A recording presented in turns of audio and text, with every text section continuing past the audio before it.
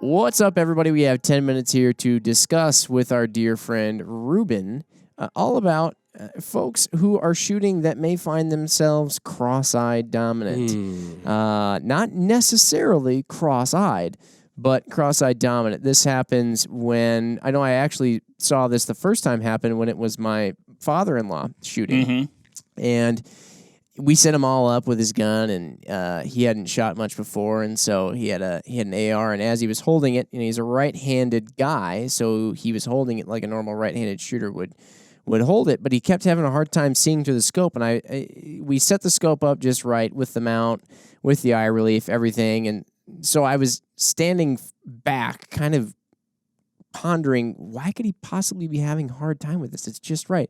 Then, I did the whole kind of, let me see it, and I pulled over. It looked just fine for me, and I was like, I can't think of why this is.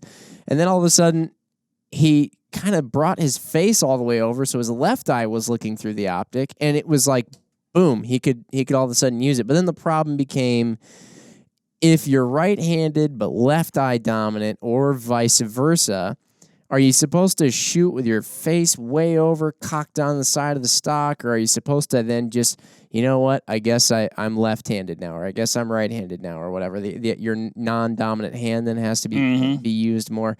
So, Reuben, you do all kinds of training here with dealers and customers and stuff like that at Vortex, and I'm sure you've seen it more than a time or two with how much you've been out on the range. What do you tell those folks?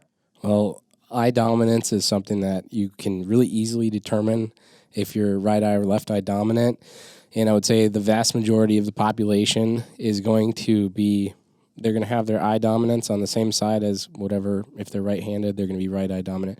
Usually that's how it works out, and that's just because at a young age, if you're learning to throw, you're going to throw with your dominant hand, and a lot of times that's the way that you see the world, right? So that's I think usually that's how it ends up working out. But you can check dominance by the kind of the test that we all learned in hunter's safety, right, Mark? Yep. You take your hands and you make a triangle out in front of your face. Triangle in my face with my thumbs in my hands. You pick an object. It can be 10 to 20 feet away. I'm picking and look at that lens. object, keeping both eyes open. And what I want you to do is I want you to pull that triangle closer to your face so that the object never disappears. And you're going to pull that triangle right in front of your dominant eye. Works every time. Yeah, it's a pretty foolproof test, and it's also kind of a fail-proof test to determine your dominance, right? Yeah, I always just used to do where I basically did the same thing, but then you close one eye and then you close the other one. To see if it disappears or not. Oh, sure. Same thing. Accomplishing the same thing. And so with shooting, a lot of the times, you say it like this, but it might not always be the case, but you learn how to shoot how your dad told you how to shoot, or whoever taught you how to shoot. Like, put the gun in this hand, son. It's like, no, it's in the wrong hand. Well, it might have actually been in the right place where you naturally wanted to pick it up. With younger kids, like, I'll pass them a ball and say, throw me the ball, and whichever hand they throw it with, that's kind of the one that will start putting the gun in. But being cross-eye dominant is really being having your eye dominance on the opposite side of your hand dominance, right? So if you throw right-handed, kick right-footed, that would mean that your left eye is your dominant eye. So in shooting, you can do one of two things. A lot of guys, when I'll say this, one of the easiest tricks that you can do is kind of cover up your dominant eye. If, let's just say you're left-handed and you really want to shoot left-handed, but you're right eye dominant. One thing you could do is you could cover up your right eye. Okay. And you do that by not necessarily a patch, but I like to use like a translucent tape, like Scotch tape. And what you do is basically as you cover up the vision in this eye, eye takes over immediately. You put that tape over your safety glass or something like that. We're not advising you Scotch tape your eyeball. No, that's not a good idea. But trust me, it doesn't always work out right. But you force yourself essentially to start using that non-dominant eye, which is on the dominant hand side. Yeah, so things that may require a high level of fine motor skill, like maybe like shooting a pistol or shooting a bow and arrow. A lot of times you'll see guys or ladies will choose to shoot that that firearm, bow, whatever, with their dominant hand, because it requires a higher level of fine motor skills, and a lot of times it's hard to train your left hand to do what your right hand already knows how to do. Right. And so you can generally fix that kind of with that trick. And so by using your dominant hand but covering up your dominant eye, right, if you're cross-eye dominant. I don't want to get this all convoluted and mixed up, but a lot of guys will then go and take, like, shooting a bolt-action rifle. They may want to use their dominant eye to have that higher level of vision, right? Because they feel more comfortable with it. It's more natural. And shooting a bolt-action rifle, if you're not shooting, like, shots in rapid succession, doesn't really require a super high level of motor skill, right? Of fine motor skill. Right. So I can, I'm not by any means ambidextrous, but I can take a bolt-action rifle sitting prone or at a bench, and I can shoot it left-handed just fine. I don't work it as fast. It doesn't come as naturally to me.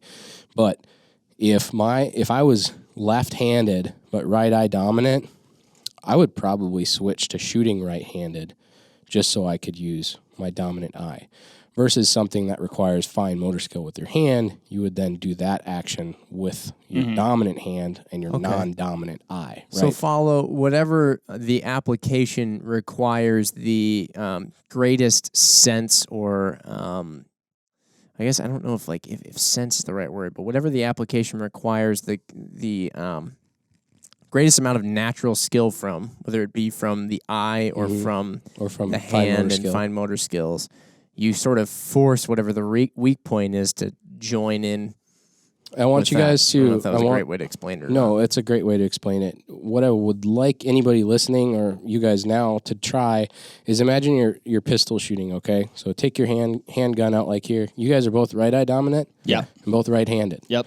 So when you take your gun and present it up in front of you to shoot, now close your right eye. Okay. And it feels pretty natural, right? Yeah. Now close your left eye, close your right eye the first time, and then close your left eye the first time, right eye the second time. And now looking through your non-dominant eye, your left eye, now you have to shift the gun over here. Yeah. Right? To see that sight picture. Okay? And a lot of times that's really hard for people to do, is to just close that dominant eye and transfer. But one thing that makes it really easy is, like I said, either a patch or something like translucent tape where it blocks the vision so your other eye takes over. Throw those on once. And then now try pulling up that quote-unquote air pistol, and you'll automatically present it to your other eye. Oh, yeah. Because I see. The eye that you can see through without having that tape inhibiting your view is the one that you're going to see that sight picture with. Handguns are that's actually kind of one of those subconscious things that just takes over without you even noticing. And handguns are something that once in a while you'll actually see somebody who's right-handed but left eye dominant. They'll just shoot it that way because they're presenting to that eye anyways. Interesting.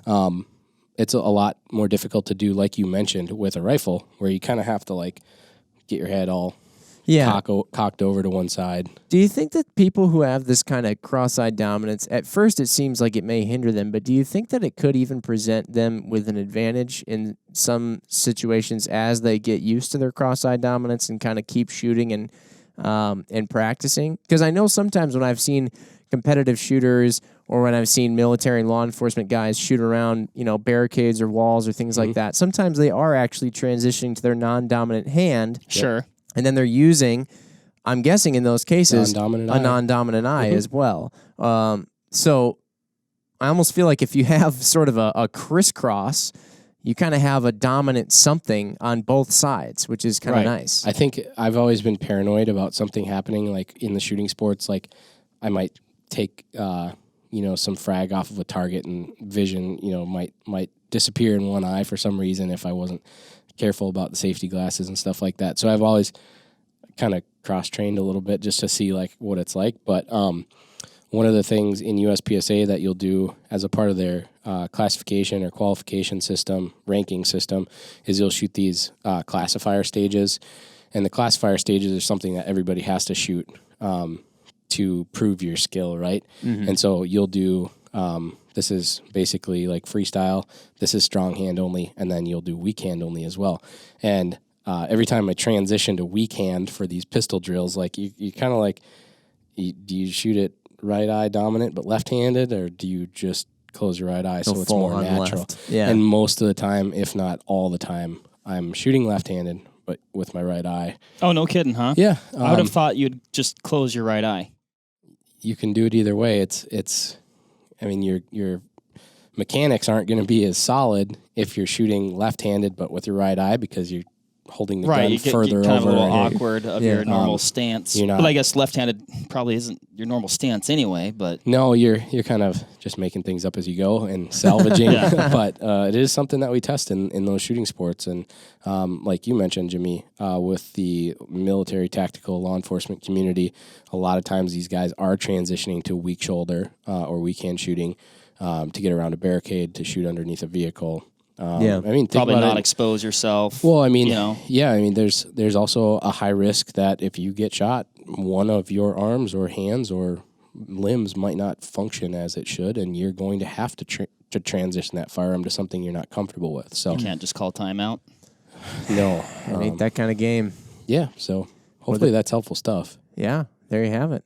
So hopefully, yes, like Rube said, that helped you out. And if you have any other questions on that kind of thing, definitely hit us up and get out there and just practice, right? You'll never know until you start shooting. It can be overcome. Air guns have been, I got to say, you guys, finger barrel discipline on this podcast was atrocious. I was getting finger barreled. Mark was getting finger barreled. I didn't even feel it. Rube was. The air pistols were out. So watch yourselves. Can I say something? Can I give people hope? Yeah. Can I give people hope? What is it? The niece is right-handed and left eye dominant, and he is one of the most successful outdoorsmen I know. It can be overcome. My uncle is the same way. My uncle is an incredible wing shooter, and he's right eye dominant, left-handed, and it's like, what the heck are you doing, dude? Like you. But you know like what? You said, the guy man, shoots pheasants and ducks like you wouldn't believe. Like you said, just make it up as you go. All right. Tell us how you do it. We'd love to hear it. Thanks, everybody, for listening. We'll catch you next time. Bye. Bye. See ya.